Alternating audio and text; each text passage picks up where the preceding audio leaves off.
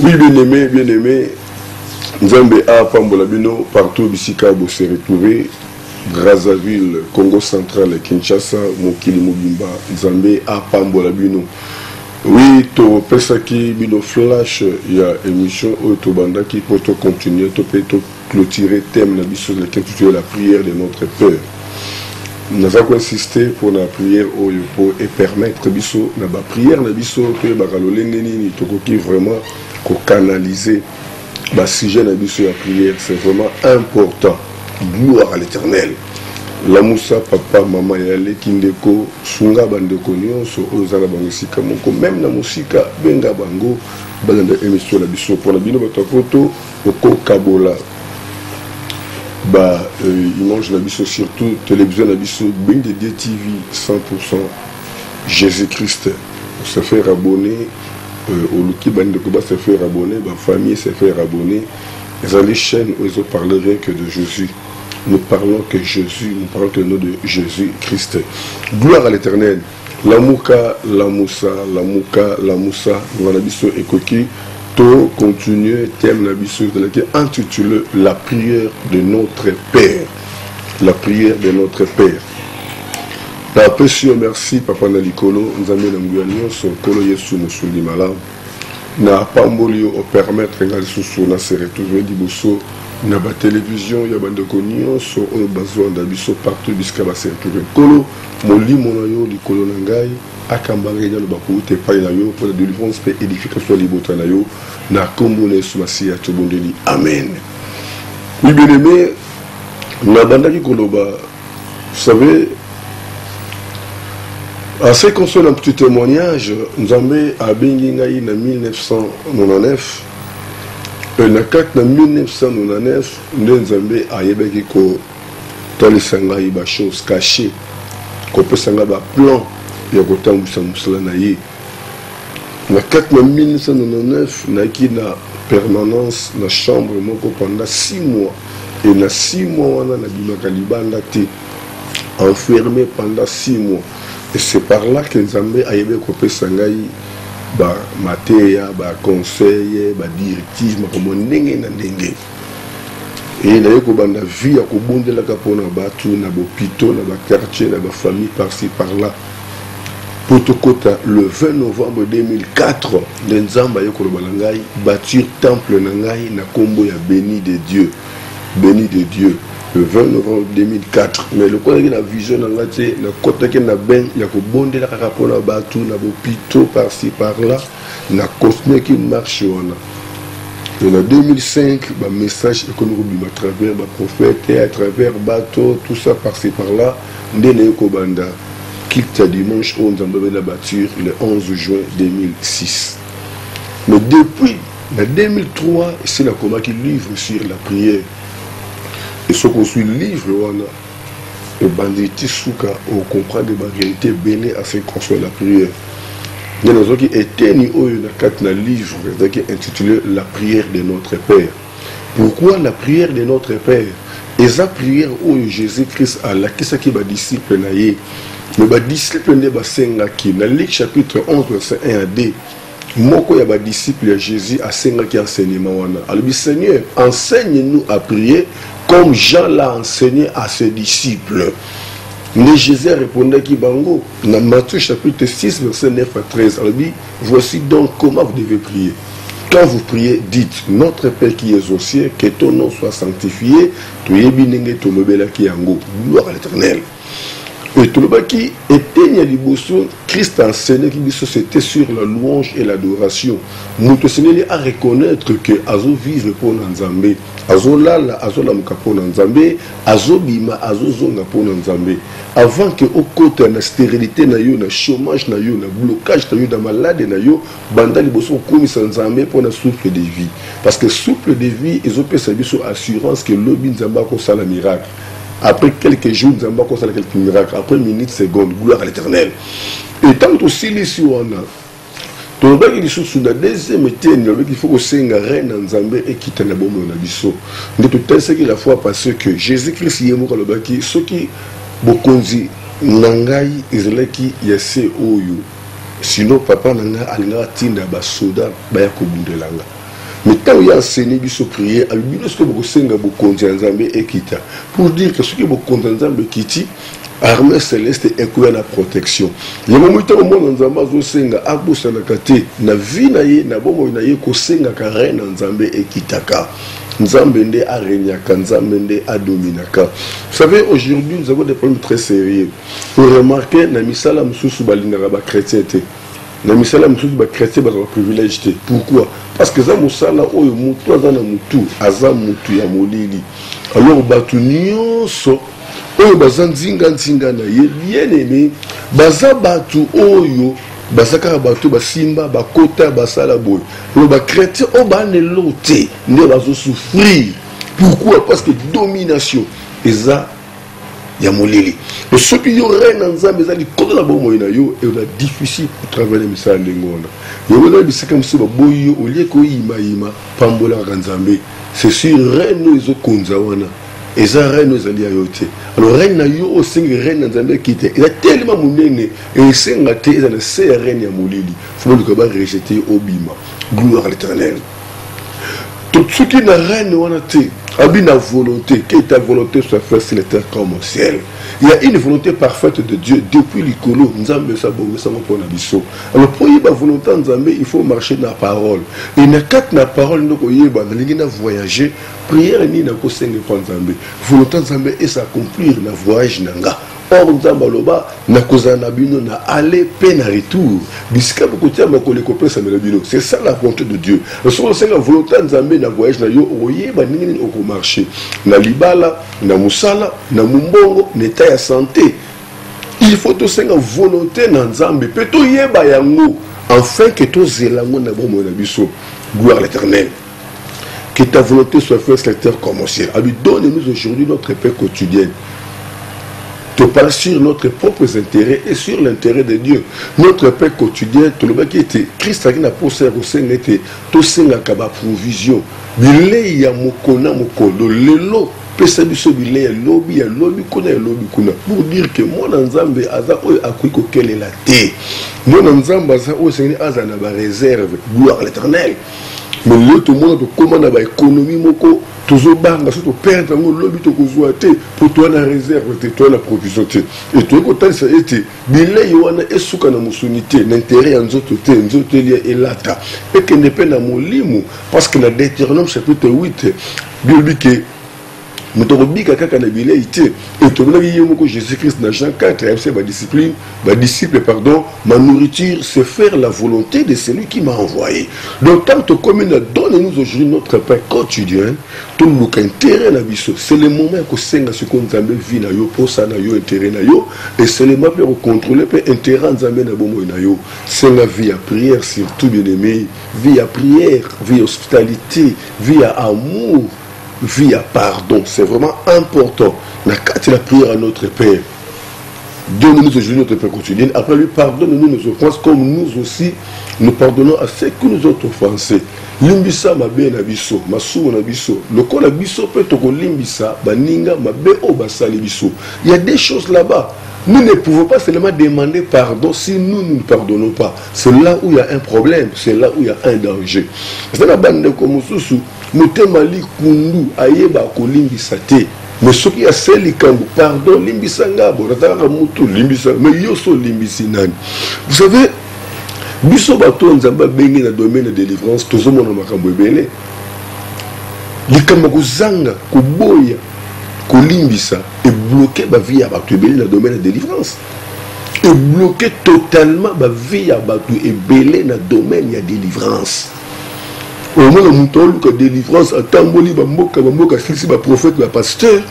Or, il y a pasteur, tenu prophète, par rapport à mon thème. En réalité, avant délivrance, il faut qu'il y ait vraiment un enseignement. C'est vraiment un problème très sérieux. Dans ce cas-là, nous avons une délivrance, il y a un décomoko. Nous avons à souffrir de la délivrance jusqu'à ce que Tikina Bakamoué au Sambela. Mais tant que nous avons convaincre qu'il y a le cas de délivrance par la biso, tant que nous avons procédure à délivrance, nous avons béni à l'ito, il y a attention. Il faut dans ma casse, na d'âme, avant délivrance, nous quitter au bossala moussala à Pamba. Nous comprenons que nous avons un problème. Et nous avons tout naïe à relater que avec un problème, na grande sœur naïe. Le temps où on a essayé que on a condamné, obligé au limbisa et abandonné kolela, aller à tel point que voilà moi koufa que alimbisa ne connaît. Bien aimé. Toko bien tango essayé les lobanzambe et ils ont vraiment place 4-4 na vie à bateau. Bateau belle bako finga basa nanza parce que bazo mon clarté mais mingi babunga miti entre bango. Enya lulenge wana. Délivrance kokotakate atamu kolomo côté. L'Éternel s'éloigne des hommes méchants. Proverbe 15-29, je crois. L'Éternel s'éloigne des hommes méchants. Délivrance kokotakate la vie à Moutou Lolenge wana. Atomati okiti. Nous avons Jésus-Christ dans notre enseignement. Et là que simba motema nanga aloba na Matthieu 6 14 15 soko limisi ndekona yo te mabe asali ngape na limbi sauté. Et ce qui est grave aloba na Matthieu 5 23 soko limoti offrande on reconnaître on a problème na ndekona ko ti offrande te azobo ya même offrande OK nzamba lingi offrande ko le kablo ko nusu alingi offrande li sécurité mais azobo offrande na muto na haine. Dans le blocage, c'est que vani na kata via ma délivrance, même yozo na na famille, na kata famille, et bien un boni ou vani na motema na yo, envers ma membre de famille na yo, bokilo na yo, koko na yo, noko na yo, semeki na yo, ya na ole ki de ko na yo, il y a même des familles où ya na leki ba loba na kata na kata de boto moko. Ba parents ba lobe simba te pe ba kena mut na gauche, mut na droite, bien aimé, de temps est arrivé. Combien de personnes où ba kanga ba haine mitema na bango a effacer kutu image et singeli muto ba ko limbisa. Pardonne nos offenses comme nous aussi nous pardonnons à ceux qui nous offensent. Et to sukaki awa na partie A na biso et to so continuer ce lelo na partie B. Bien aimé partie B Christ a dit à ce qui concerne la prière de notre Père. La partie B, à l'objet, ne nous induit pas à la tentation, mais délivre-nous du mal. Ne nous induit pas à la tentation, mais délivre-nous du mal. Toko isama na ba piège ya diable était. Tozwa manami kambo na bangote. Kango la biso na mabe pour dire que mabe o ebongi sami et non auto sali. Et pourquoi cette prière? Parce que Christ sait que dans la vie de la personne, il y a toujours des pièges par-ci, par-là. Et ça, déjà, la babi tambu, au diable, ça, c'est la babi à bateau. Il y a Christ a prévenu que tambu, ko bon de la ka, papa n'a besoin du colo, ko bon na yo, tout ça, bon le baka, ko permettre bisoter, ko tika bisoter, to quoi isama, na mabongisi ya satana, miango ya satana, na mitambu ya satana. Parce que Christ a dit que Satana attaque toujours mitambu dans la vie à Banazambe. Et nous, comme mon côté, et comme la Kamutu, sans qu'elle a déjà préparé la Moulili, c'est dans le noir que les choses se préparent.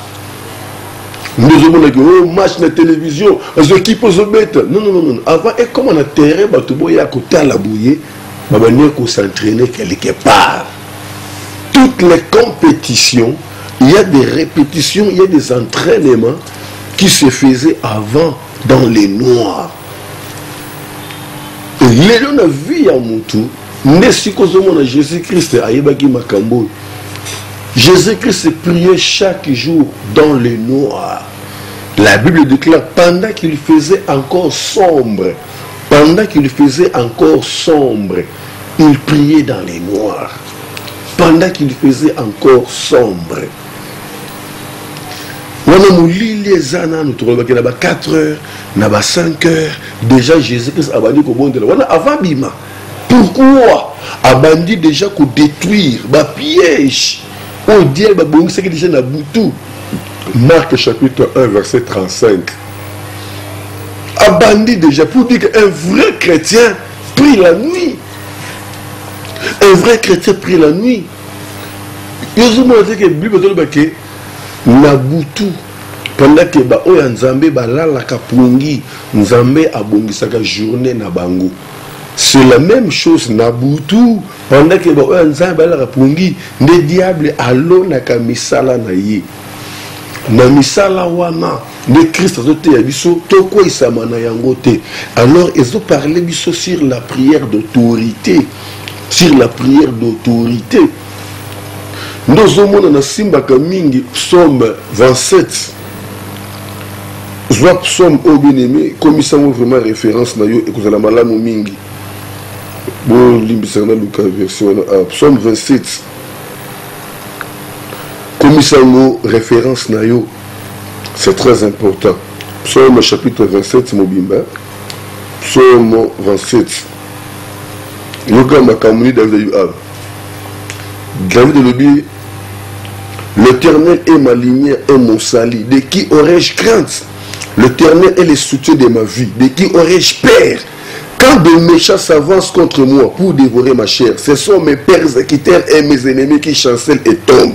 Si une armée s'est campée contre moi, mon cœur n'aurait aucune crainte. Si une guerre s'est levée contre moi, je serai malgré cela plein de confiance.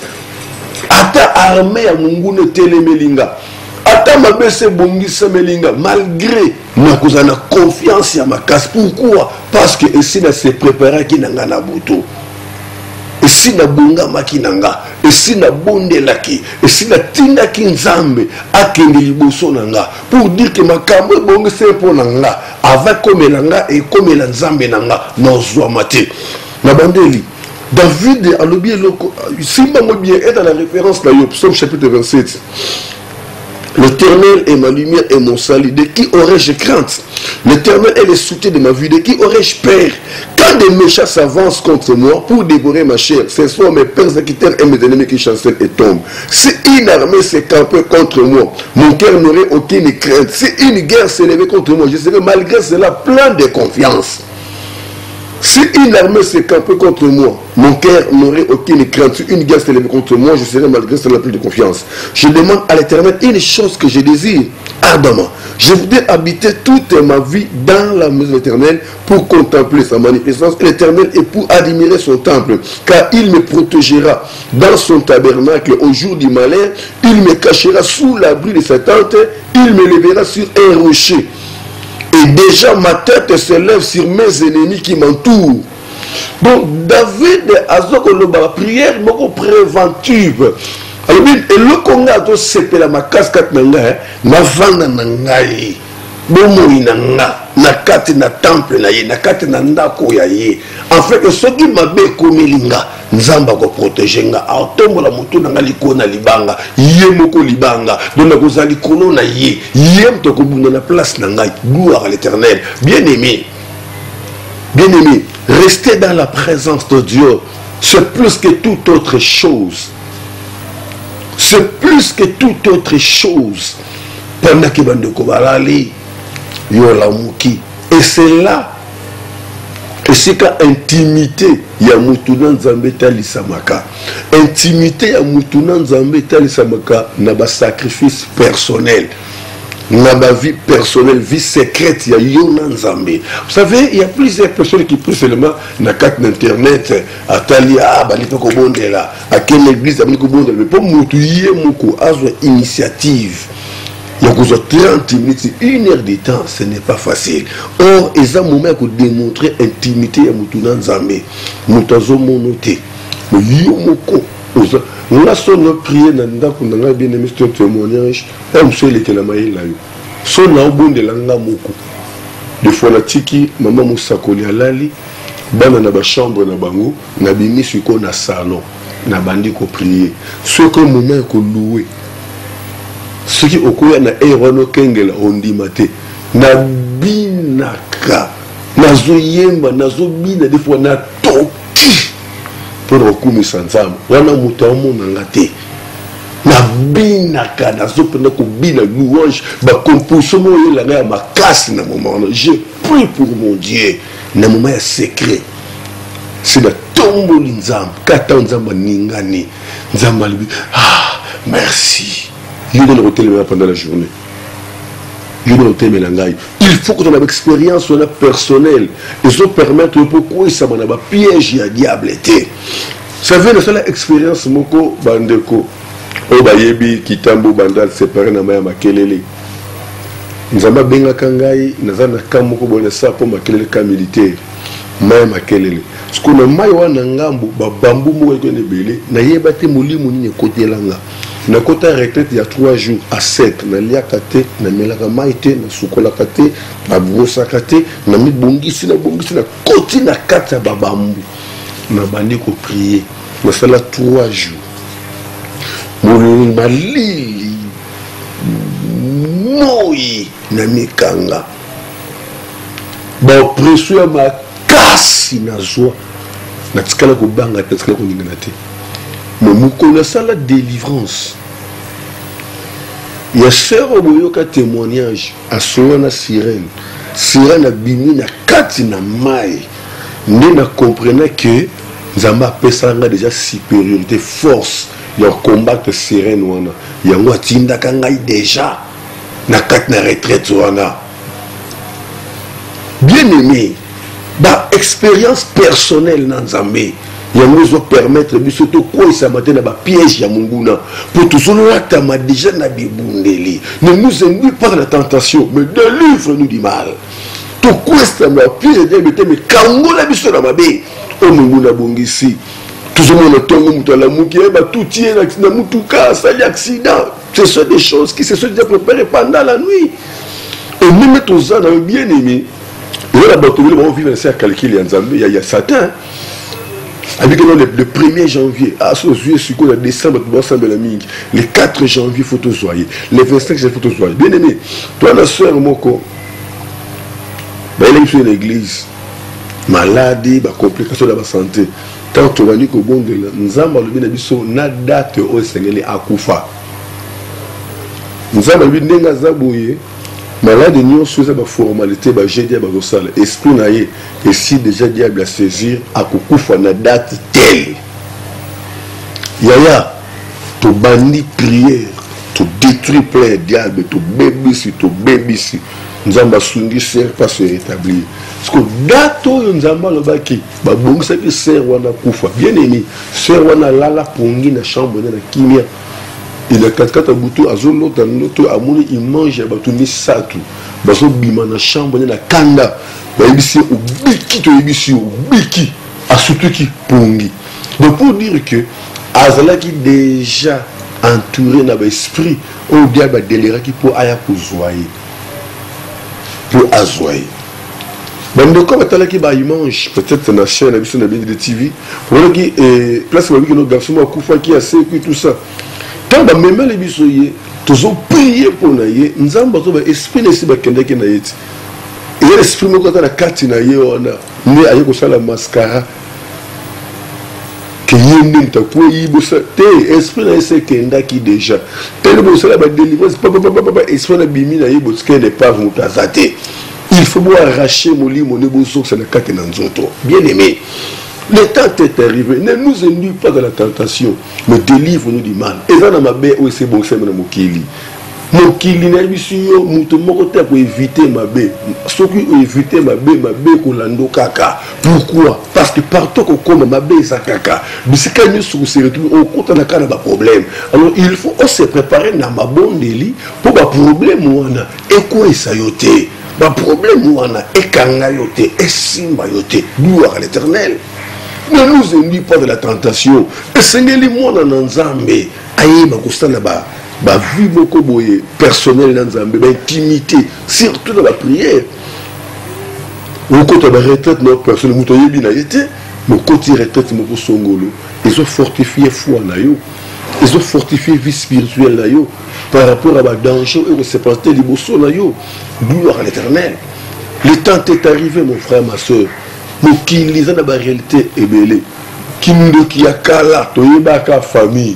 Bah le qui on a famille, mais le qui nous qui to kamou, ils ont développé même dans la société, même dans la compagnie, même dans l'entourage. Bah comme au boma, côté la bateau poison, koyina batu, on ne sait pas où collaborer nanani.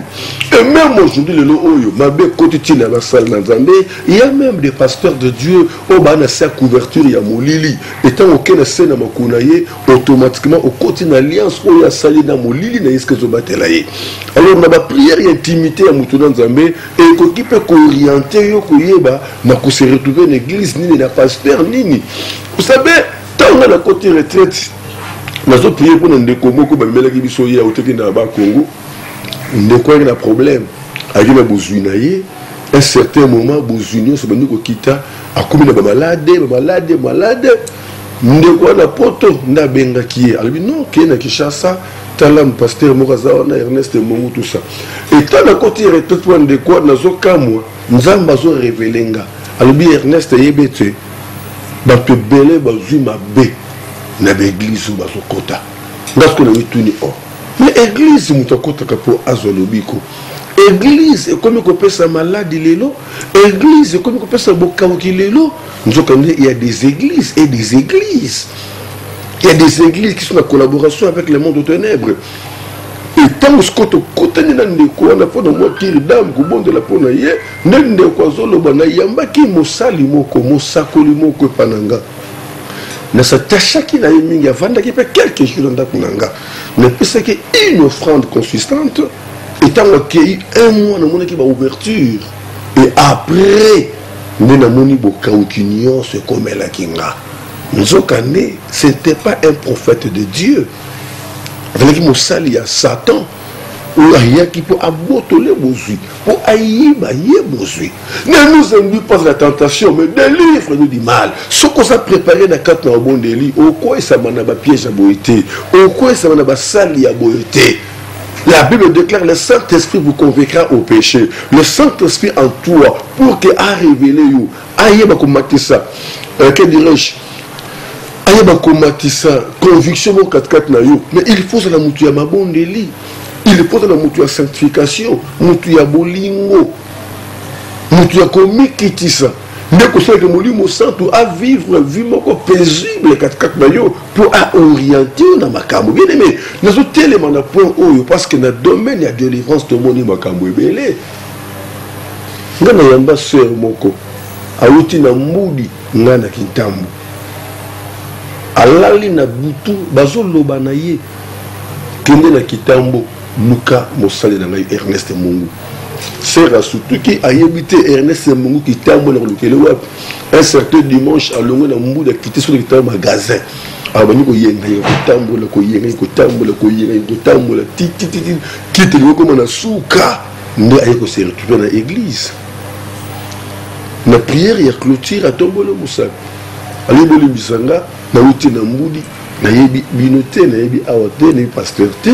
Mais talanzamba lubelinga na sapungi na ya awa na yebisi soki nzamba lubeli oya awa c'est ka yebi ezana makambo sengeli aswa na yo après prière otikala sur askali après prière na bengi maman Esther to bondo le Seigneur yondo tindi ndeko aya awa olobi nini parce que bato ba yebi biso on a déjà contrôle prophétique par la biso la retraite était jeune était prière était ezali sulu na nzambe par rapport à grâce aux amba pesibiso mosako la vandia ngana vandia sera vandia et papa to moni sera Louise aye albi muto yebisi aye pandanga problème ezani mosako la bando kosako na tingi aye pona yo et pana yo na lingi obonde la pona ye na boyi libota o elimo na lingi o protéger ye na ndeko na ye ah na surtout qu'il a tout ni sera problème ni sera no lela na benini o te papa tobotama 9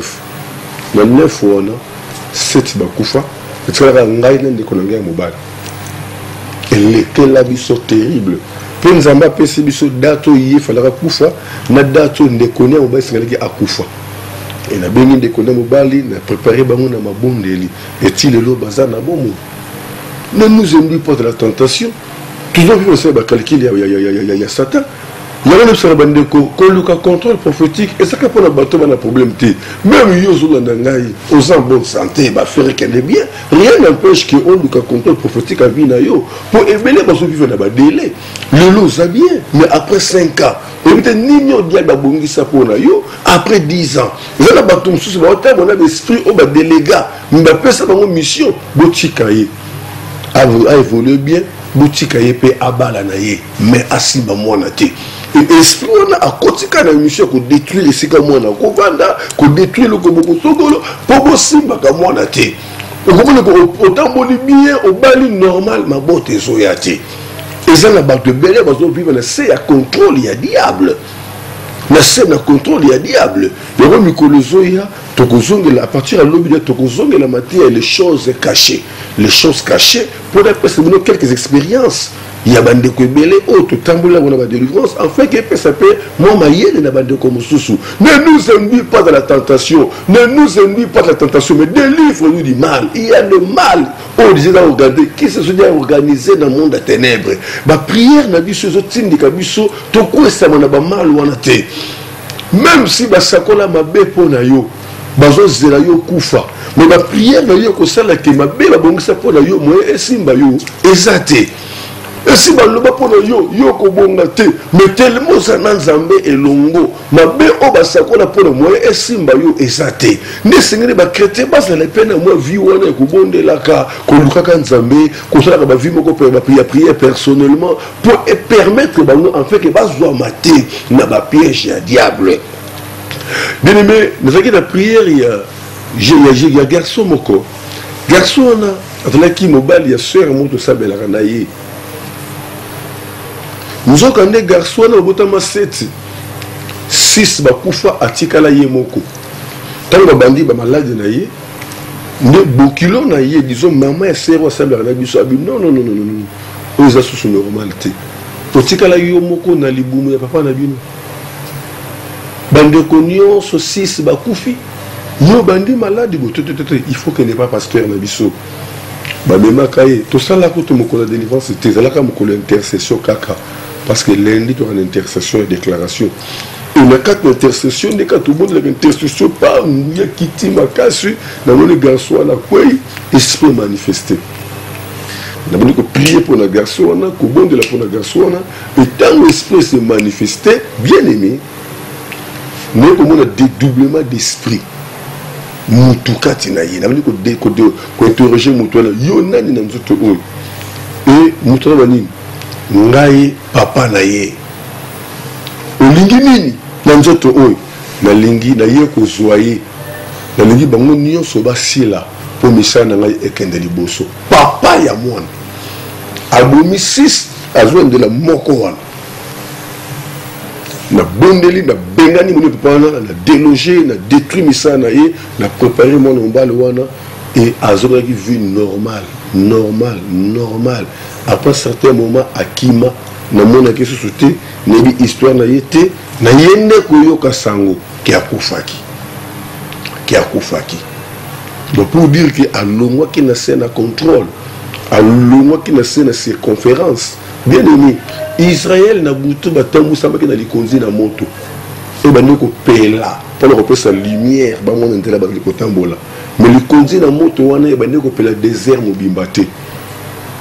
Il y a une circonférence où Israël va se retrouver. Pour dire que ce qui monte à Bima, qui est la circonférence, on a à côté de Molili. Nous avons l'église, et ça peut être une circonférence, c'est à ceinture, il y a pasteur. Par rapport à la prière, il y a pasteur. Nous avons la Bible, Hébreu chapitre 13, verset 17. Nous avons la Bible, pasteur, nous avons veillé na ba âme. Toujours veiller naba âme. Il faut que servir beaucoup de la libéralité. Que soit na bango. Nous avons ko pambola basala nzambe et que etikali gravé na mitema na bango eza ba avantage ba bénéfice na bomo na bino. Pour ceux qui ne le font c'est na mita botaki, c'est parce que a reconnaître que nous sal nzambe. Ceux qui veulent voir serviteur à Zangui provision, c'est parce que les gens qui dans Zambé, il y a des choses qu'il faut comprendre. Pour aimer ma bénédiction dans 4 nabos mon abisso, gloire à l'éternel.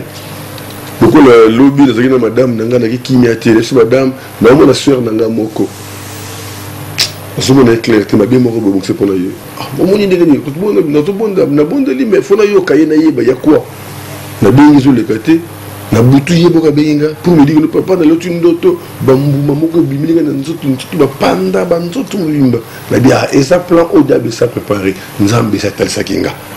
Vous voyez, donc nous on a scène contrôle à Bassal Nanzambé, rien n'empêche que nous avons révélé ma caméra et pas na Bassal Nanzambé. Ne nous ennuie pas de la tentation, délivre-nous du mal. Il faut avoir une bonne collaboration avec les hommes de Dieu. Il faut avoir des prières personnelles. C'est ce qui nous arrange, bien aimé, pour que tout le monde n'a pas piège à diable. Délivre, ne nous ennuie pas de la tentation, mais délivre-nous du mal. Car c'est à toi qu'appartient à tous les siècles le règne, la puissance et la gloire. Place au Anande Suko Christ Abaki, les actions de grâce. Puissance, nion, règne, nion, gloire, nion, et pas une anzamé.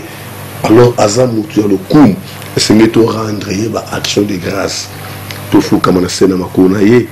Tout peut sailler, nion, sous ali abisso. Ok, à venir, nabisso, nion, ce que si l'on a beaucoup d'anzamé, tu peux réussir, gloire à l'Éternel.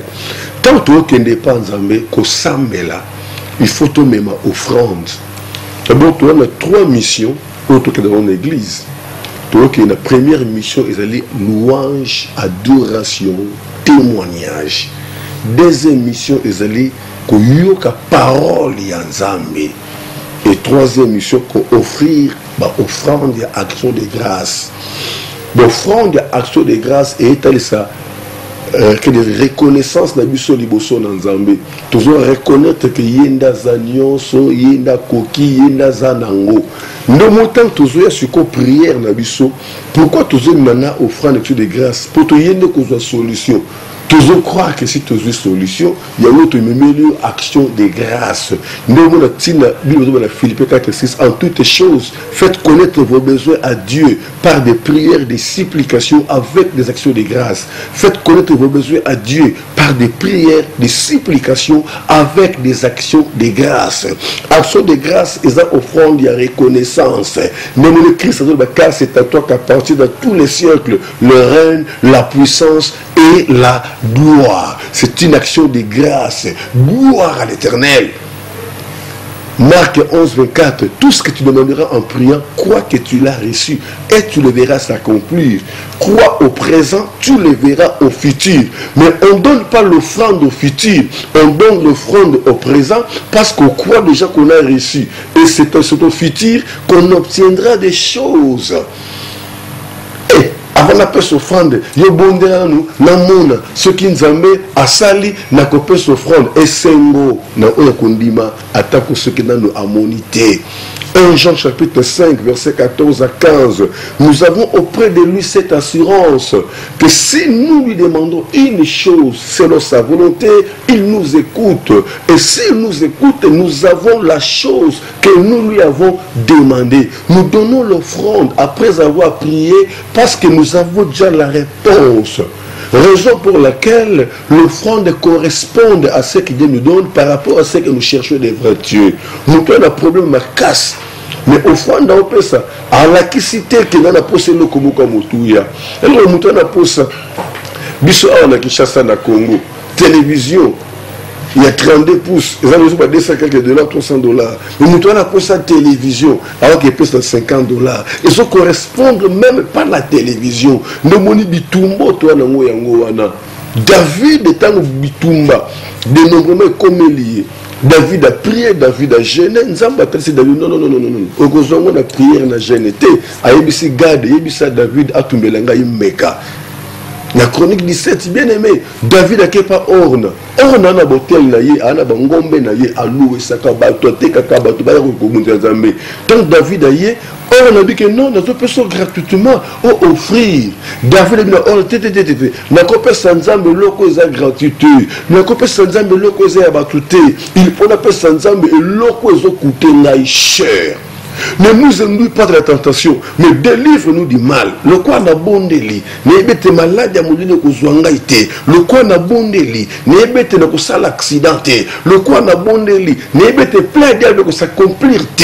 N'a pas s'offrande, parce que offrande n'a pas ça, parce que c'est un demi que n'a longi bitumba ya moulili. Quand nous prêchons, des fois, pour ça qu'on est là, et ça la vision. Parce que moi j'ai toujours dit, il y a des gens qui prêchent par rapport à ce qu'ils ont écouté, ce qu'ils ont entendu. Il y a des là qui prêchent par rapport à ce qu'ils ont vu. Mais moi je prêche par rapport à ce que Dieu m'a parlé. Je prêche plus la révélation. La révélation, c'est que Dieu me parle. Dieu me dit loba boye, talaboye, talaboye. C'est une grâce particulière que Dieu m'a offerte, bien aimé. Le temps est arrivé.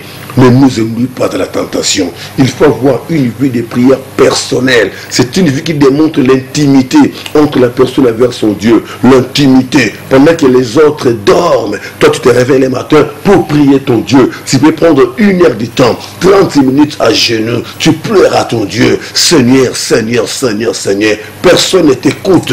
Mais la différence se fera pendant la journée. Gloire à l'Éternel. Bien-aimé, voici là où nous sommes arrêtés. N'invitez Moutoumoko soit kobenga ngai na bondela pona ye to la kisibiso te église ezomi na commune ya Kintambo na arena biso maison Mbungu en allant vers Vélodrome. Église na biso béni de Dieu na commune ya Kintambo na arena biso maison Mbungu en allant vers Vélodrome, to pe Vélodrome en allant vers maison Mbungu. To bondela ka jours impair. Lundi est en intercession et déclaration. 17h, 19h30, mercredi, vendredi, kilt nabi sur enseignement. 17h, 19h30, dimanche, kilt nabi sur action de grâce, 9h, 12h. Naso yamba officiellement, chaque mardi, jeudi et dimanche, à partir il y a 12h. Toza awa na ba chaîne Misatu na Wapicom na Mercure le roi toza lelo pe na RTP chaque jour à partir de 5h juste. Chaque jour à partir de 5h juste. Bolanda biso na chaîne sur télévision na YouTube. Na YouTube toi na Béni de Dieu TV. Na YouTube toi na Béni de Dieu TV. Se faire abonner pe panza chaîne biso partout mokili mbaba se faire abonner pour bazwa ma bongisi onzambe azali kopesa biso. Mois de janvier zoya calamité. Le mois de janvier, première semaine, tu vas partir à le 7, tu vas au matin pour Christ, de 5h à 7h, lundi tu vendredi. Semaine Kolanda midi pour Christ, de 12h à 15h. Semaine Kolanda soirée pour Christ, de 16h30 à 19h. Tu clôturer la minuit pour Christ, de 0h à 3h. Mois de janvier, et un mois à prémisse, tu peux s'envoyer panzambe, ne to kabola kandenge wana. Année qui est Nasuka, le 28 awa, toi na assemblée générale. Na kusumula na église mobimba, on a coupé ça dans nos visions. Nous les autres quand on a moulé à Sika. Oui, allô? Bonjour. Oui, bonjour papa. Bonjour papa. Aïe, aïe, aïe, aïe, aïe, aïe. Je ne sais pas, osant dire allô? Moi, je ne sais pas. Pourquoi nous écouter, mais quand nous rappelons, maintenant de comme sous en entendant, oui, allô? Allô? Oui, allô? Allô, on dirait que diminuer volume à poste téléviseur, na yo zongo mo simana yo kayo bien. Bonjour. Oui, bonjour. Diminuer volume à poste téléviseur na yo, zala moi distance.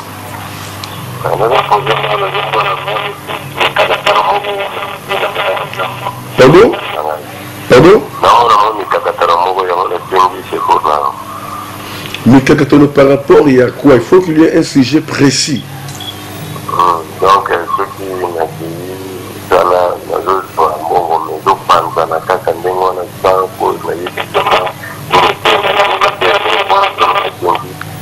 oui, papa, je préféré au Benganga après émission, tout sur la très bien.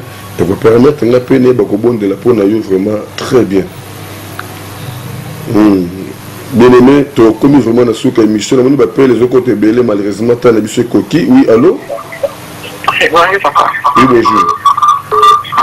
C'était comme ça, vraiment, en tout cas, Naji en tout cas bolingi sia makasi na songo lelo. Yango nasengi obondela mpe mpo na nga santé ezoderange nga makasi nasopela. Combien de bénédictions? Nabengi bino na Kimbanseke. Na Kimbanseke. Seigneur, nous quoi bien biso na Kimbanseke. Père, le boko na nguya ya bonzambe na ekita ndabo moina ye. Na arrêter développement malade dans nzoto na ye pour la déléguer semence au nom de Jésus. Restaurer kimia 4-4 na ye na kombo na Yesu Masia. Bien to kotani lobby na 5h pour les 17h l'église. Nzambe na ngai apambola bino. Bye bye. Bye bye.